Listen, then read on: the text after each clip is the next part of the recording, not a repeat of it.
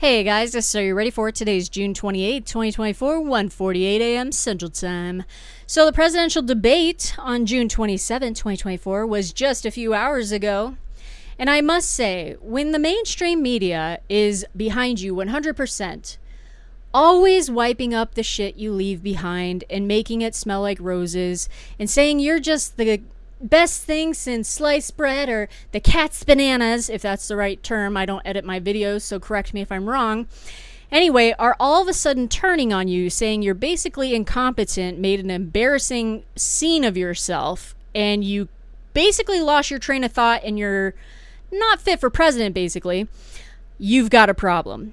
Democrats, and that's what liberal mainstream media was saying. I only caught bits and pieces here and there, but what Jones said was pretty funny. Anyway, Democrats are shitting themselves this evening. 100%. There are phone calls, emails, text messages, Zoom calls, FaceTime. Basically, any way someone can possibly communicate, the Democrats are doing so. Probably even right now at 1:49 a.m. Central Time. Guaranteed. Whether they're going to replace Biden at the convention or have Biden suddenly pull out of the race saying he'd like to spend more time with his family or some stupid shit, who knows? Who knows? But tonight was terrible. And I'm going to show you an email I got 2 minutes after the debate ended from the Democrat Party. It was seriously painful. The pauses, I came up with a list that actually was helped by one of my subscribers that's on X and YouTube for that matter, of phrases, words, and pauses where you drink. Okay, so the drinking game of Biden. And I swear to God, if I had actually played that game tonight, I'd probably be speaking like Biden right now. It was so painful. This is elder abuse. And I don't say that happily. I would love for a president to succeed, whether it be Democrat or Republican. I would love for us to be respected on the world stage, Democrat or Republican. I would like to have a very strong president behind me, pulling for me, doing the right things for the American people, doing the right things on geopolitical aspect too, and just basically in every possible way. I don't care what party you're part of, okay? But I prefer a Republican. But beside the point, this guy's a disaster. It is painful how bad he has destroyed this country. It is even more painful and somewhat expected, so it shouldn't even be that painful, about how much he lies and spins things. They always want to say Trump lies, which is actually what's in the email that I'm about to show you. Trump lies. Oh, he doesn't know what he's talking about. Oh, he's overinflating this, blah, blah. You know what? I'll tell you this 100%. Trump absolutely exaggerates. And he has done that ever since he walked down the escalator at Trump Tower in 2015. So that I will absolutely concede to. Everybody exaggerates. He likes to exaggerate statistics and numbers of any kind, and anything he can exaggerate that can't necessarily be 100% fact checked, he will exaggerate on. That's Trump. But Trump, this evening, there was nothing he said during this debate that he lied. And for any of you or all of you or whatever that may be catching this video and you're not one of my subscribers, I am obsessed with politics to a mental health problem degree. Way before Trump got into office, okay, I started watching politics heavily in 2012, okay, watching Congress, hearings, floor, Senate, House, all these news press conferences, the president talking about anything, the White House press briefings, you name it, I watched it. Still kind of do, just not as often. So I'm not the typical political person that is wandering the streets these days that didn't start paying attention to politics till Trump got in office. I am telling you, watching Trump's presidency and seeing Trump tonight, not only was he excellent as far as composed, He even basically said, let's not be children, because Biden started to go below the belt. Good for you, Trump, because that's what you needed to say. He didn't come out like flying out of a cannon like he did during one of the debates in 2020. Or what was it? 2020? Yeah, 2020. That was terrible. I actually think the moderators from CNN did quite a good job, shockingly enough. I think it was pretty well run. Things didn't go off the rails. People did, obviously they couldn't talk over each other. They could have attempted to, but their mics were getting cut, as the other one was talking. But I mean, they did actually a pretty decent job. This was actually a really good debate. And the reason it was a really good debate, and how we know it's a really good debate, especially being put on by CNN, is because they let Biden talk. Trump let Biden hang himself. And that was fucking awesome. And that is exactly what he needed to do, was let Biden ramble. And that is exactly what he did. But nothing Trump said tonight, or last night, it's now very, very early morning, was a lie. I literally cannot say one thing. And if you know anything he said that was inaccurate and that was a lie, you let me know. And the only thing I could come up with that someone might say there was a lie is the whole Charlottesville bullshit, which the fact that retard Biden ran on, I did this for Charlottesville, is the dumbest thing ever, but it actually worked with people. Why, I don't know. But people said that Trump said there were fine people on both sides. And that's all he really ran with. So it was like, oh, he's a racist, he's an idiot, he's a Nazi, he's for people, hooded people carrying around flag. I mean, they just got crazy. What Trump said, and I saw it live, he was, I believe it, was he at Trump Tower?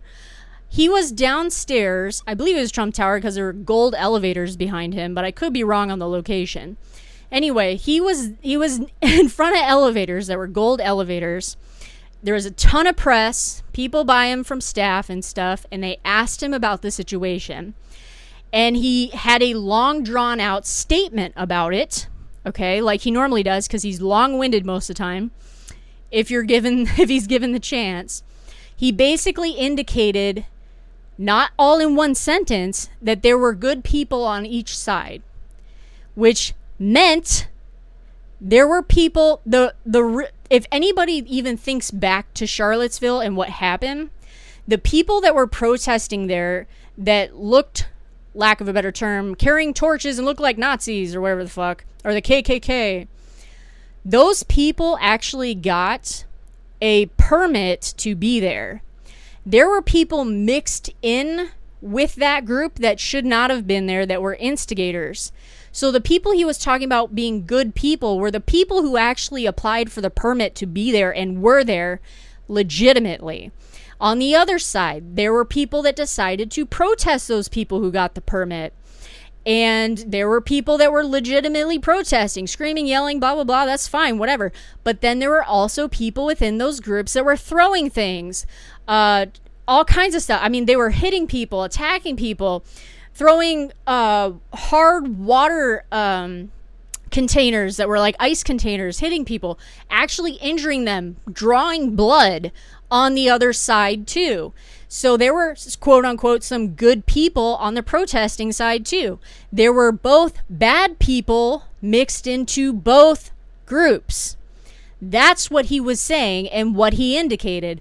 You would have to look up his actual entire statement or video on YouTube of what he actually said. But that is exactly what he meant when he said, and like I said, it wasn't just one phrase how he said it. They made it one phrase. There were good people on both sides. End of story. That's the only thing I can think of that someone could come out and be like, well, he really did say there were good people on both sides, and that's not what he meant, and he lied on stage saying that he didn't say that there were bad people, whatever the fuck, okay? Everything else he said was true. Inflation was 1.7 or 1.9 when Biden took office. The border was secure. COVID was a disaster site in 2020, and I got news for you. Trump did as good as he could do, okay? Because this was a virus that was novel. No one knew anything about it. blah, blah, blah. To this day, they're lying that it came out of a fucking, I almost said farmer's market. Out of the, it's not the wetlands either. Boy, I'm having a hard time here. Am I turning into Biden? What the hell? Wet market, okay? In China, instead of saying it came from the Wuhan lab, which it more likely 100% did, and I've been saying since day one it was a bioweapon, which people are starting to now come around to saying, oh, it might have been a bioweapon. No, it was a bioweapon that came out of the fucking Wuhan lab. Period. End of story. But they did the best they could because he was following people's advice that knew more about this type of shit than him.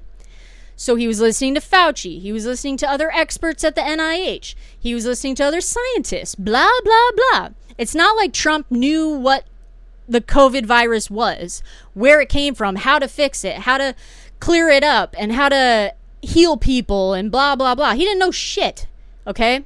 Any president in Trump's position in 2020 would have likely done the exact same thing Trump fucking did, okay? And for Biden to say it was a disaster is actually quite insulting to any American with a brain. Because, like I said, it was out of this universe. We don't know what the fuck this is, so we're giving you guidelines for what we know, and we're rolling the dice. So to think Biden would have done any better, could you imagine coronavirus coming around when Biden was president? Holy motherfuck, this whole country would probably be dead. Anyway, beside the point, we lost thousands and thousands of jobs during COVID in 2020. There are thousands of businesses that dropped off in 2020. Biden saying that he has created more jobs and manufacturing jobs on top of it than any president in history is absolutely a lie. He brought back jobs. People went back to work. People who were able to reopened their businesses. People who didn't reopen went to work elsewhere. So when you have, let's just say for shits and giggles, 50 million people out of work in 1 year in 2020, and that's probably way over exaggerating, or maybe it's not. I don't know those stats. Say you got 50 million people out of work because they lost their jobs, businesses went under, blah, blah, blah. They weren't essential workers, so they got laid off. All of a sudden, coronavirus clears up, COVID clears up, and those 50 million people, majority of them, go back to work, whether opening a business or starting their own or going into an existing job or going into a business that has now expanded because of COVID, because they were considered essential, stayed open and have the equity and the money to put forward by expanding their business. So they were to open up new jobs for those people, those 50 million people that were looking for jobs. That is not job creation. Period. End of story. If you take away all of the jobs that Biden claims he has created and take out and against the amount that were lost during COVID, he has, quote unquote, brought back, okay? He has created very few jobs. And if you want me to do the math on it, I will. I absolutely will. But you'll have to tell me what Biden's true numbers are, because his numbers and his administration's numbers shift all the fucking time. So if you can give me the number Biden comes up with, not necessarily even during the debate either, a number of jobs he's created in manufacturing jobs he's created, go ahead and give me those numbers and I will absolutely fact check that motherfucker to death. And I will do a video on it. But he hasn't created, so he just lied back and forth. And then he lied and said, Trump did the worst job ever. Oh, he was given a shitty economy and all this shit. And what else did he say? He even said some shit about Trump sent jobs overseas. What the motherfucker? That motherfucker, Biden has been sending jobs overseas for decades. Decades. It was actually in one of his speeches on the Senate floor when he was younger, stating that it would be more cost effective for the United States to start importing jobs. That's how he put it. Importing jobs. Not exporting them and then using them. Importing jobs, that's how he put it, into the United States for certain areas or commercial use or blah, blah, blah. So Biden 100% has done it himself, but two, Trump never did that. Trump never did that. He was trying to bring jobs back to the United States. Anyone remember that it was an air conditioning company, Carrier, I believe it was what it was, that was closing a plant down and going to Mexico or something, and they ended up sticking around or whatnot in the U.S., so those jobs were saved and stuff. Like, he was bringing and trying to keep jobs here. And that other lie that is constantly said by the Democrat Party, that Trump gave a tax break to the rich, is a fucking fat fucking lie. Did the rich actually benefit from his tax cut? Yes. Did other people, middle class families, middle America, even lower class families, or the poor benefit from Trump's tax cuts? Yes. I am by far not a million or billionaire. And I can tell you, the last few years, once that was put into place, that has benefited me. You know what hasn't benefited me?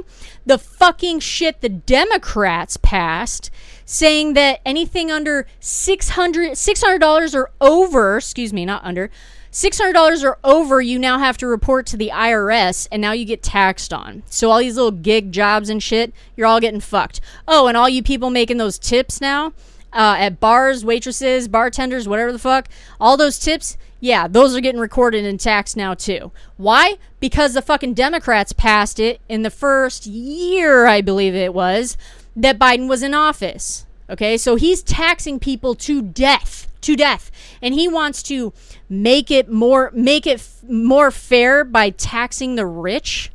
And he said like 25% or some shit. And he said there was like 1,000 billionaires in the United States. What? No, there aren't.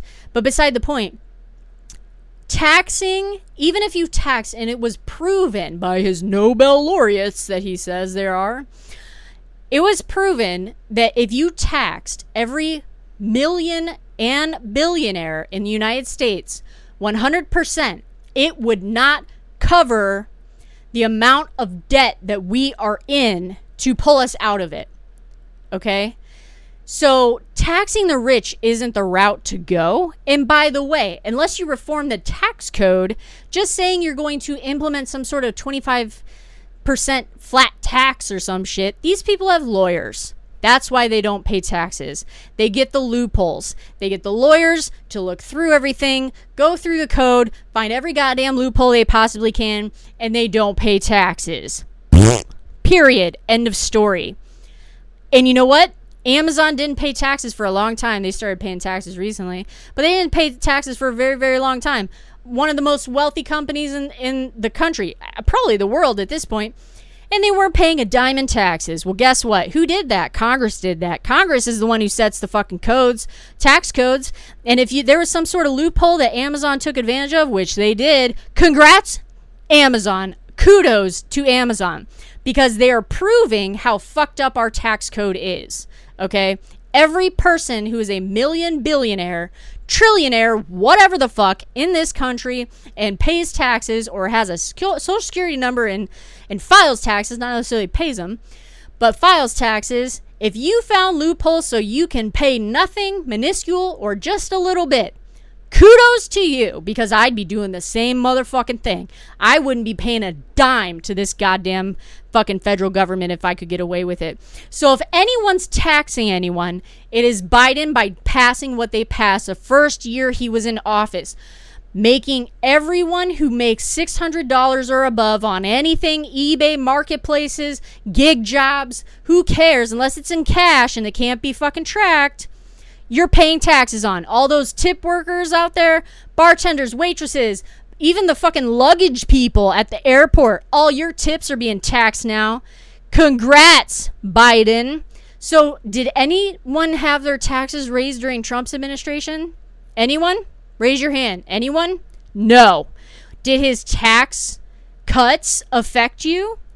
Maybe, maybe not. They affected me. They affected my husband and I because they upped the cap to like 24,000 or something regarding deductions from 12. That helped.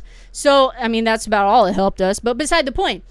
And the fact that those tax cuts happen allowed more companies to invest in their fucking companies.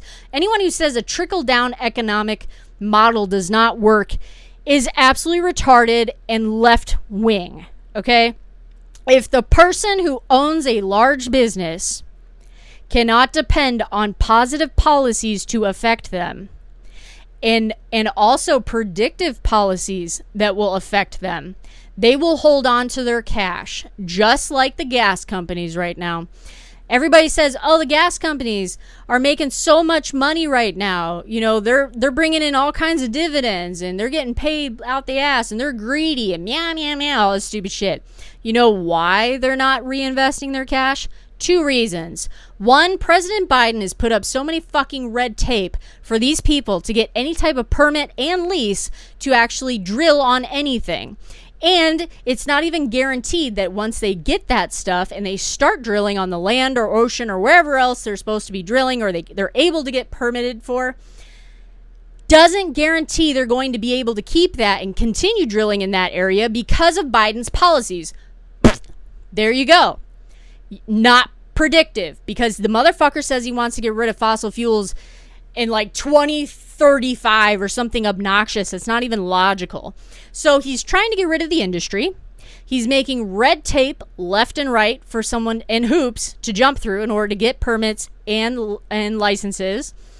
Why would you, as a company, if you're a gas company, why would you invest in infrastructure if the president is making policies that are attempting to take down your business, for one, and 2, making it so difficult to even expand your business if you wanted to? Okay? Why would you do anything with your cash other than fucking sit on it? You'd be ignorant and stupid to do so. There are a few gas companies that have expanded and gotten some leases and shit. But just because the leases and permits and shit are available, that this president is always saying, oh, there's so many leases and permits are more available now than there ever have been. Well, they're available because nobody's applying for them, because your policy is to kill them. So it's so dumb. So yeah, gas companies are raking in the cash, and I don't blame them. I do not blame them. And the price of gas has nothing to do with these greedy people. It's these people that are holding on to their cash for their livelihood to figure out what's going to happen to their business in the coming years. It's not corporate greed. It's not gas oil greed, okay? What it is it's based on the market price around the fucking world. OPEC has a lot to say with that. When we're no longer dominant energy, are we? We are no longer energy independent. We were under Trump, but we're not anymore. And when we're importing gas from, or oil or whatever, from Venezuela, that says a lot, doesn't it? And we're doing all these extra imports, which, by the way, are adding carbon footprint. And not only that, adding a lot of extra bullshit into the air, because if we were doing it, first of all, it'd be home and we wouldn't have to travel to get it. And on top of it, it'd be cleaner and better than anything around the world, because our technology is that high. So what this administration does is absolutely ridiculous. It is not corporate greed that oil prices are up. It is the market value. OPEC, what's happening with Russia, what's happening with Iran, actually, what's happening in Venezuela, what we're doing with our shit. It has nothing to do directly with the companies that are producing, refining the oil here in the United States. The oil companies here in the United States do not set prices. They set market value prices based on how they're also putting out how many barrels, just like how OPEC is doing that, and they've lowered the amount of barrels they're putting out, and they've kept it low, and they're still going to continue to do it low because they just had a meeting. That affects the market. So when we're putting out less, OPEC's putting out less, Russia's sending bullshit to the Europeans, which we should be sending it to instead. Iran's now on the market, flooding it with oil. So a lot of things go into play when it comes to, quote, corporate greed, or companies that are so wealthy that they get tax breaks. Okay? Everything this administration has done has been ass backwards and fucked up so hardcore. We were paying very little for gas, like $1 something. I think it was like I think it might have been $1.52 at one point for a gallon of gas. We are paying, if you're lucky in some areas, $3.80, $3.40. And depending on where you are, even like $7 or $8 a gallon for gas. Because of all the reasons I said. When a president creates policies that literally directly state they are going to take your ass out in a few years, yeah, you're going to stop investing in your company and expanding it. If anything, you might start pulling it in. And when the president is making policies and his administration is making policies, making it more difficult for you to even try to expand, yeah, you're not going to be producing as much. So what exactly is positive about Biden's administration, I don't know. But the lies that came out of Biden's mouth were ridiculous. And all the supposed lies Trump said, I'd love to know what he lied about. What did he lie about? There was nothing Trump lied about. So anyway, beside the point, here's the email I was going to show you, and then I'll end this video. This was from Biden-Harris campaign. I marked off the personalization. I use a lot of different names and locations and shit. I'm subscribed to all the Democrat emails through my government secrets email. I like to mess with their polls and just see what they're putting out there and stupid shit like that. So anyway, it says, I have to tell you this. I have never heard so much malarkey in my whole life. I'm not kidding. Every single thing Donald Trump said is a lie. Every single one. Here's the fact of the matter. Donald Trump is running a campaign of revenge and retribution.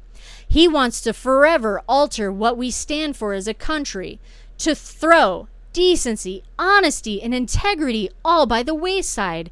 And he will hurt anyone to help himself. Will you make your first $25 contribution to Kamala and my campaign today? It's going to take a heck of a lot of resources to defeat Trump again. We need you by our side. As I see it, a president's most fundamental duty is to fight for the American people. Trump doesn't care about anyone but himself. I care about you, the American people. Over the last 3 years, we've made real progress for families all across the country. But there's more that must be done. To defend democracy, to protect your rights and freedoms, to give everyone a fair shot. I know this much to be true. We can't leave anything up to chance in this election. We cannot leave our progress up to chance. My campaign is counting on lots and lots of contributions to come from folks like you in blah and nationwide. Will you rush a $25 donation now? No, I will not be rushing that donation anywhere. But this was very amusing, and it's so funny. Donald Trump's everything he said was a fucking lie. There is nothing that Trump said that was a lie. There truly wasn't. I think one of the most 100% honest things that he said on stage was basically, I don't know what he just said, referring to Biden, and I don't think he knows either. That was 100% the most honest statement he could have made, because at that moment when Biden was talking, he was talking gibberish. It is so pathetic. Jill Biden. I have so many things to talk about regarding Jill Biden, and I'm not going to, other than say she's a terrible, terrible wife and a horrendous satanic mother and a horrible satanic Democrat woman. To allow your obviously fading husband to go through what he has gone through. A week of preparation with 50 plus advisors that are professional advisors, that are professional debate, like, preparation people for a week. And that is what showed up tonight. That's what they produced, was Biden tonight. The dude is off his rocker. He's missing a few marbles. His light is dim. Jill Biden should and will go to hell for what she's doing to her husband. Her husband doesn't know where the fuck he's at half the time. Can't find the way off the stage. He's shaking hands with the fucking air. He's wandering off. He's got to have some chick at, what was it, the G7 or some shit. I can't remember what it was recently. Have to walk over and grab his hand and turn him around. The Easter Bunny let him off. I mean, Jesus Christ. There's something wrong with Joe Biden. I'm sorry. There is. He's older, and his age is not even reflective of his cognitive behavior. He's acting like he's 150, okay? I know plenty of 80-year-olds that are just fine, sharp as a tack. This motherfucker, it's about cognitive decline. It is not about his 81 or 83 or whatever the fuck age he is right now. It is not about age. It is about mental capacity, cognitive, behavioral, everything. He can barely speak. He mumbles, makes up words. Yes. It's like, what the fuck did he just say? This guy needs to go. Are they going to replace him? Who knows? Is he going to pull out? I doubt it. Is he going to mysteriously die? Perhaps. Who knows? Anyway, I've rambled enough. This is Are You Ready For It? Take care, guys. Have a great morning.